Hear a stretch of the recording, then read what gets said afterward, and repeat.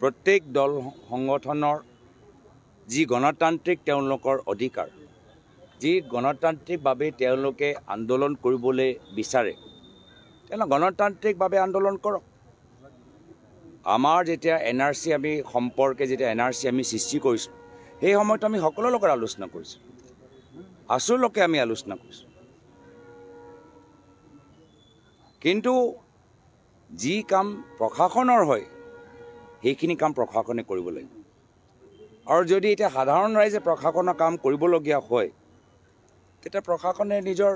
আমাৰ মুখ্যমন্ত্ৰী পদত্যাগ দিলে হল তেওঁ ক'ব লাগে যে মই বিফল হৈছো মই পাৰা নাই মই গৃহ বিভাগৰ দায়িত্ব মই লওঁতে মই বিফল হৈছো মই অবৈধ বাংলাদেশী বিদায় দিব পাৰা নাই মই মানুহক মই নিৰাপত্তা দিব পাৰা নাই সেই কাৰণে মই মানুহক এটা বন্দুক দিছো তো মুখ্যমন্ত্ৰী পদত্যাগ কৰক পদত্যাগটো কৰা নাই এতিয়াও কোট বাগান কিনিব পাৰে ইয়াতো ক'বাত তিনচুকীয়াত বাগান কিনিছে কিনে শুনিছো মই কোট বাগান কিনিব পাৰে কোট ৰিজৰ্ট কিনিব পাৰে হেতুৱে লৈ তেওঁলোকে ব্যস্ত আজি অসমৰ ভিতৰত কংগ্ৰেছৰ ইতিহাস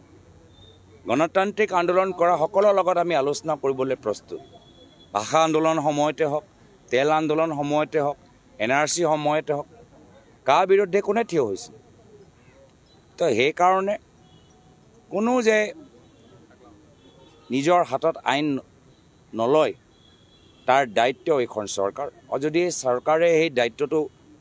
পালন কৰিব নোৱাৰে ধৰি ৰাখিব নোৱাৰে তেতিয়া এদিনো তেওঁ মুখ্যমন্ত্ৰী চকীত বহি থকা তেওঁৰ সুবিধাটো থাকিব নালাগে এদিনো তেওঁ ৰৈ থাকিব নালাগে আজিয়ে পদত্যাগ দি দিওঁ